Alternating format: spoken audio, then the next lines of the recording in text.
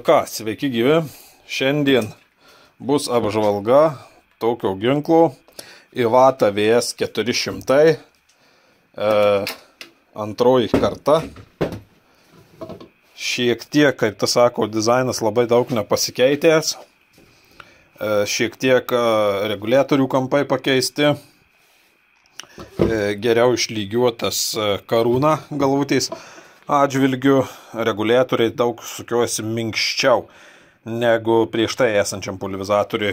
Totali adatos keliavimo eiga 6 atsukimai, 4,5, 4,5 fakelų reguliavimas, 3 su biškučiu fakelų reguliavimas.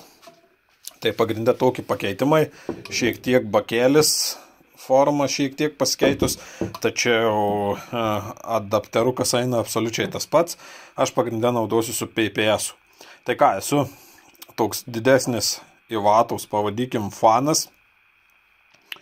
Tai testuosiu šiandien. Planavau ir pirkti LS-ą, bet iš tikrųjų dažymui dedikuotų ginklų aš pakankamai daug turiu, jau seniai bandęs kažką lakavimui, tai nusprendžiau šiek tiek atsinaujyti. Pirminis planas buvo pirkti LS ar VS kartu, bet dabar nusipirkau VS. Kaip toks Iwata besidomintis žmogus, tai galiu pasakyti tiek, negaliu 100% patvirtyti, bet serijos 2 kartoj yra vadinamas VS 400, paskui OSB ant VS 400 korpuso ir LS 400. Tai yra RP, OBS per viduriuką ir LS yra HVLP pulverizatorius. Pilkas kepas, mėlynas kepas ir žalias kepas. Tai gandas byloja tiem, kas nusiperka LS ar VS, teoriškai turi ir OBS pulverizatorių. Tai reiškia šitaip. Ant LS pulverizatoriaus, tai įsivaizduokit su žaliais reguliatoriais, su žaliu airkepu nusukus airkepą ir airkepą perkėlus ant LS pulverizatoriaus jūs gaunate USB pulverizatorių. Nežinau, kiek tai tiesa, bet pilnai tikiu, kad taip gali būti. Tai va, toks nedidelis unboxas, renkuosi šitą viską į krūvą, pasiruošiu, apsidangstau automobiliuką, nudažau ir bandysim lakuoti. Tuo eisiu testuotis, antistatinių ginklų pereinu, nusivalau antistatinę ir matysim pulverį. Bus pirmas draivis.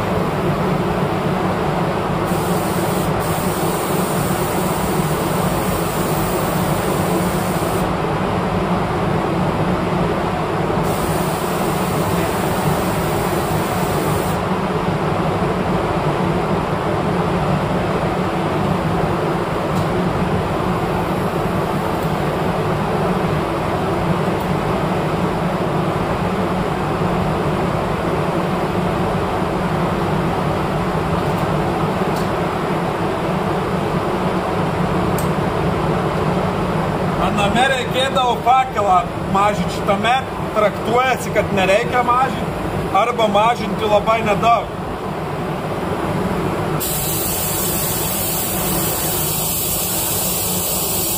Dažysim 2 metais.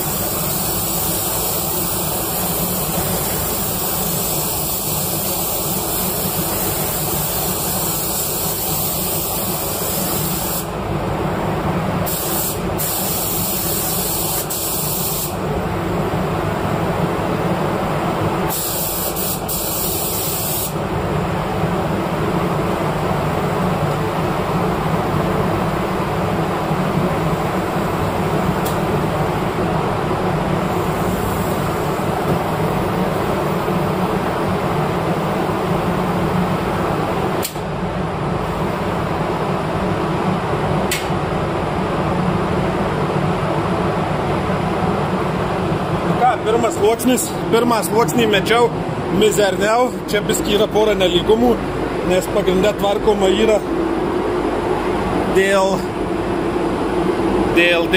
lupusios lako. Tai galiu pasakyti, kad dirba neblogai, bet reikia, pavyzdžiui, šičia ganėtinai pasmulkinau kerzą ir jeigu tokį kerzą daryčiau ant ten, tai visiškai netiktų į kitas dalis. Tai biskį greičiau bėgau ir lengvai didesniu atstumu, nes jau iš karto pastebėjimas, kad užsatą skala smulkiau. Tačiau vėl, kaip ir seniau, pastebėjimas dirba užsatą šiek tiek lėčiau. Šiek tiek yra lėtesnis ginklas. Tačiau tokį lėtą ir greitą svarstymą padariau, kad palikt lengvą kerzą. Ar palauksiu 10-15 minučių ir purkšiu per naują.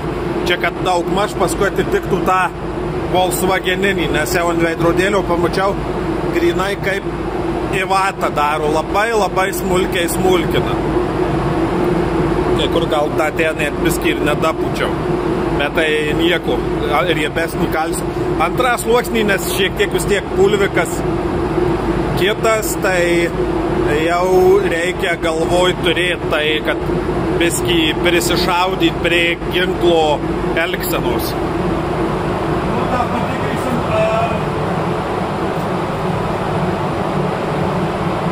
Utilizatorius daro vadinamą pasmiorkį aštuntuką. Atsinešiu tuoj.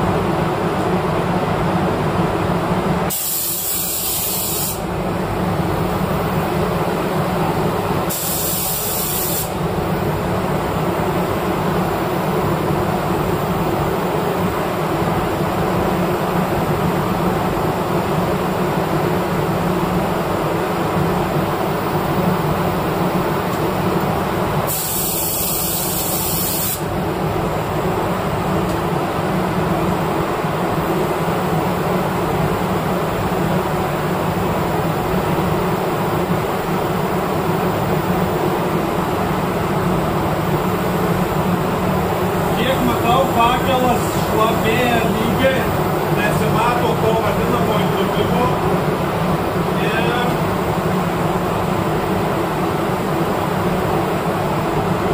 galvos vos, bet čia naudoju neugašes.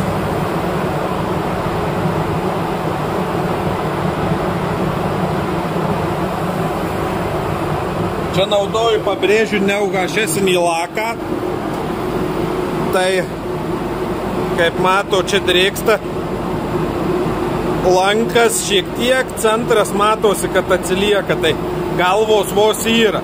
Su HS gali ir būtų gerai, tai to sprendimai arba pusę aparatų arba aparatų prisukti fakelą, arba pamažinti slėgį. Bet lygintų su pirmą kartą, čia būtų iš karto bėgtų, o čia dar būtų lašai tik šito į vietų. Tai jau galima traktuoti kaip 90% gerai. Nu ką, praėjo 10 minučių, kalam paskutinį lakos sluoksnį.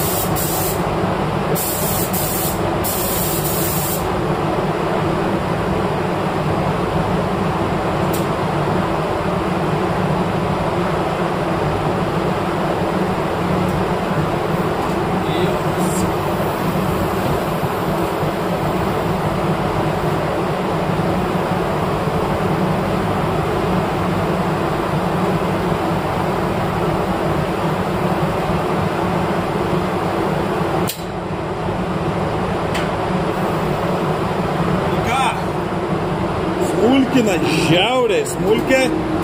Kaip matot, jo yra lengvas lakinimas centre. Ir tas sako, 3 kartą gal jis taisys. Tai pastebėjimas. Kalant iš arti, dirba preciziškai. Su SATA dirbant iš arti vis tiek toks mini riplius yra. Tačiau SATA kur kas greitesnis ginklas tikrai jaučiasi.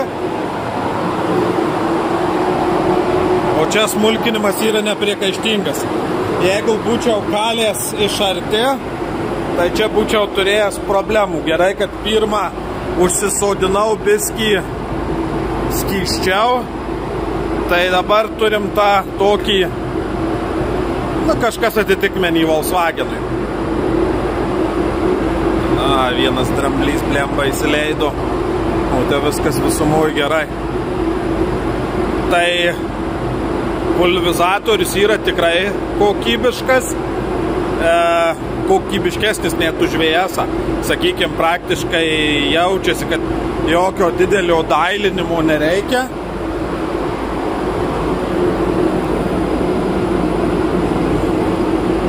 Nu, nežinau, tas kerzas toks, sakykime, da čia gal ir dadirbamas. Bet jeigu būčiau pirmą riebiau ir čiučiut arčiau kaip tas mažesnes dalis, būčiau turėjęs problemų. Bandysiu įsigraibyti šitą dramblį lipuškę. Nes viskas švaru ir vieną šūdą pagavau. Tai jau ką, ginklas tikrai neblogas. Man patinka, nes aš esu Ivatos fanas.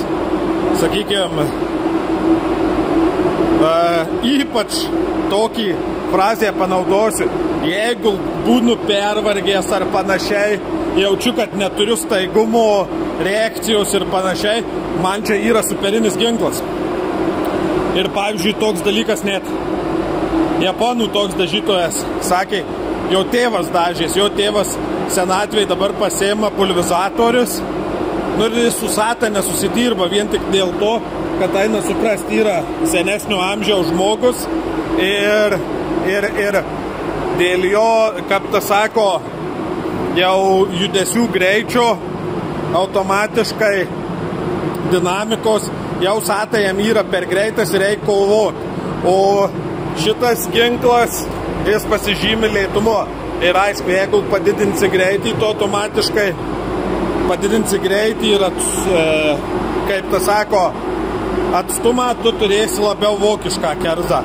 Šitas ginklas, toks kaip tas sako, labai stipriai smulkina, tai biskį reikia kitaip įjungti galvą, kad jį naudotis. Jeigu norit motociklo dalis lygiai nusilieti ir panašiai, tai bene geriausias ginklas.